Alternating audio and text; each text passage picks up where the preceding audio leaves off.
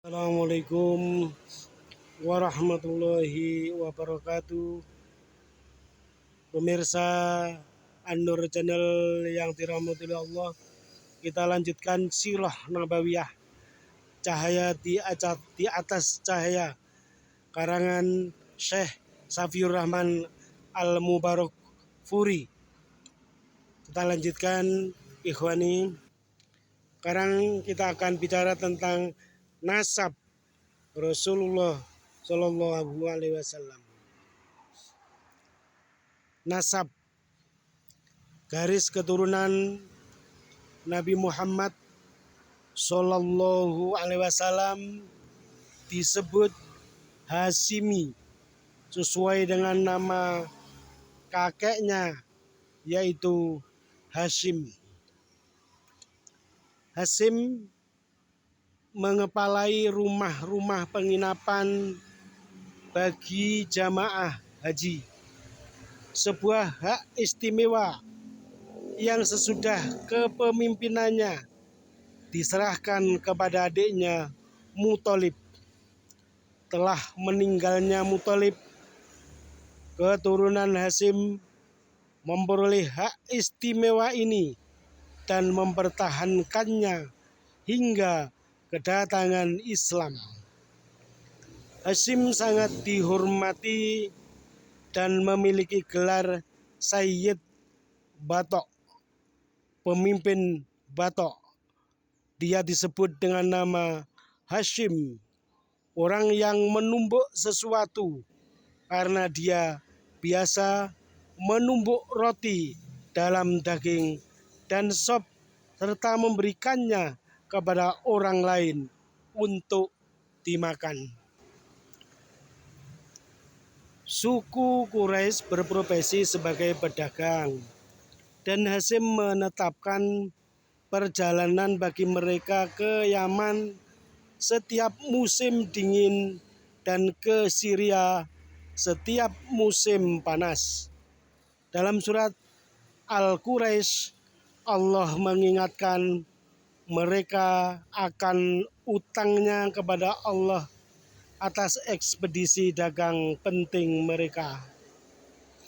Hashim pernah melewati Yasrib yang nantinya disebut Madinah, lalu melanjutkan perjalanan ke Syria, dan di sanalah dia menikahi Salma binti Amr, seorang perempuan dari suku Bani Adi bin Najjar.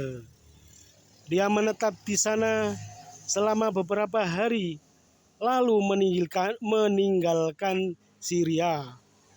Dia meninggal dunia di Gaza, kota terkenal di Palestina. Pada waktu keberangkatannya, Salma sedang hamil. Dia melahirkan seorang anak laki-laki yang rambutnya memiliki warna putih. Karena itulah ia kemudian memberi nama Syaiba, yang artinya orang berambut putih. Tidak seorang pun dari keluarga Hashim di Makkah yang mengetahui kelahiran Syaiba. Meskipun demikian, 8 tahun kemudian Muthalib mengetahui tentang anak laki-laki kakaknya yang sudah meninggal dan memutuskan untuk membawa Syaiba ke Makkah. Ketika memasuki Makkah bersama Syaiba, orang-orang mengira bahwa Syaiba adalah budak Muthalib dan menyebut Syaiba sebagai Abdul Muthalib, yang artinya budak Muthalib. Karena itulah kemudian Syaiba terkenal dengan nama Abdul Muthalib. Abdul Muthalib tumbuh menjadi pemuda yang sangat tampan dan menjadi figur pemimpin di suku Quraisy. Dia menjadi kepala suku Quraisy dan mengatur kafilah dagang suku tersebut. Karena kedermawanannya, dia disebut sang dermawan. Dia memberikan sisa makanannya kepada yang membutuhkan, bahkan kepada binatang dan burung-burung. Karena itu dia digambarkan sebagai pemberi makan manusia di bumi, binatang dan burung-burung di puncak gunung. Abdul Muthalib tumbuh. Abdul Muthalib juga berjasa karena telah menemukan kembali sumur suci Zam-Zam.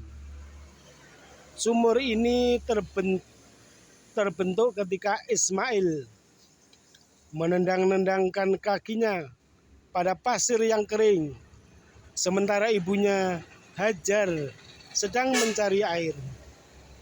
Lokasi sumur ini sudah dilupakan sejak suku Jurhum menemukannya ketika mereka diasingkan dari Makkah. Suatu malam Abdul Muthalib bermimpi dan mendapatkan petunjuk di mana dia harus menggali sumur tersebut. Ketika dia mulai menggali di dekat Ka'bah, air Zam-Zam kembali memancar. Pada masa Abdul Muthalib pula lah Ka'bah diserang oleh penakluk Abisinia bernama Abrahah dan pasukannya, yang oleh Al-Quran disebut sebagai kawanan gajah.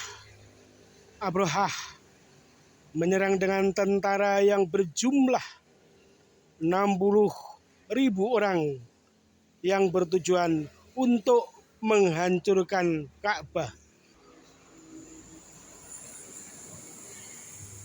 Dengan menghancurkan Ka'bah, dia berharap bisa mengalihkan jamaah haji ke gerejanya di Yaman. Abrahah mencapai lembah Muhasir antara Musdalifah dan Mina dan siap menyerbu Makkah. Ketika dia maju dengan gajahnya, binatang yang membuat takut seluruh penduduk Makkah tersebut tidak mau bergerak. Sementara itu, untuk mempertahankan rumah sucinya, Allah mengirimkan sekawanan burung untuk menghujani 60.000 pasukan tersebut dengan batu. Pasukan tersebut terpukul mundur dan mereka terkapar akibat hujan batu, sehingga tubuh mereka menyerupai jagung yang ditumbuk. Terlepas dari keajaiban intervensi Allah, kejadian ini menunjukkan kekuatan karakter Abdul Muthalib. Dia menghadapi kekuatan Abrahah untuk mempertahankan tanah miliknya dan keyakinannya tidak goyah bahwa Allah akan melindungi rumah sucinya Ka'bah.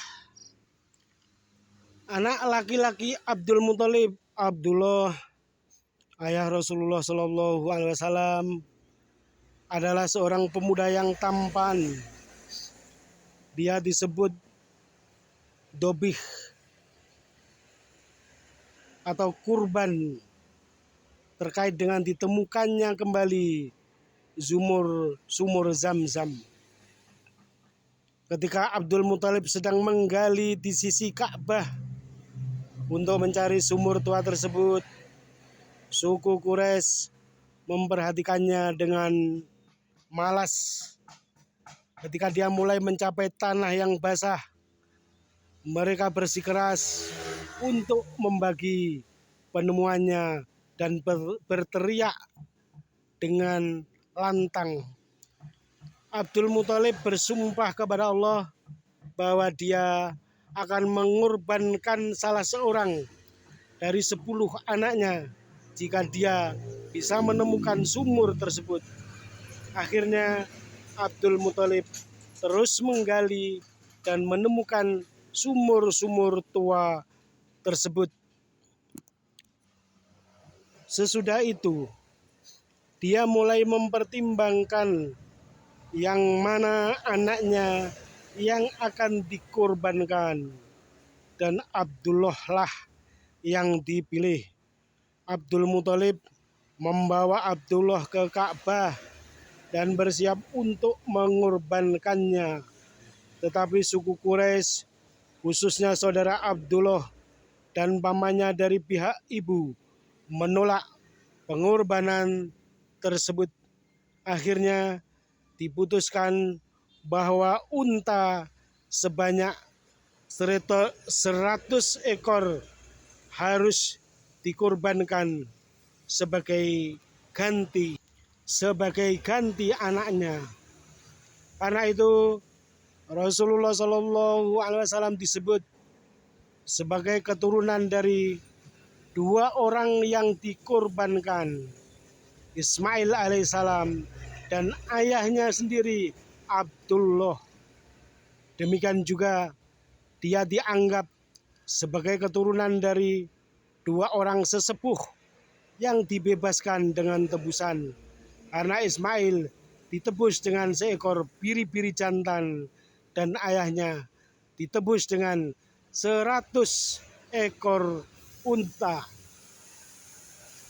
Abdullah menikah dengan Aminah, anak perempuan dari Wahab.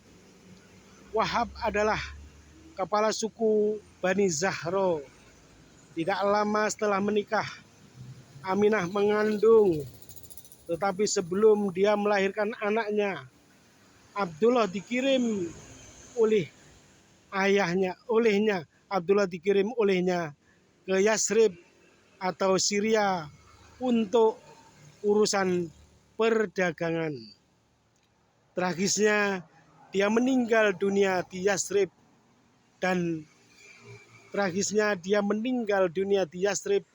dalam perjalanan pulang dan dimakamkan di Nabgho Dabyani. Wallahu a'lam bishawab.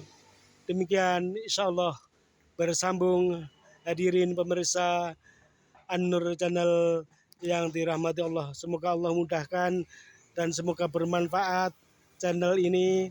Yang belum subscribe, monggo subscribe, like, dan komen di kolom komentar.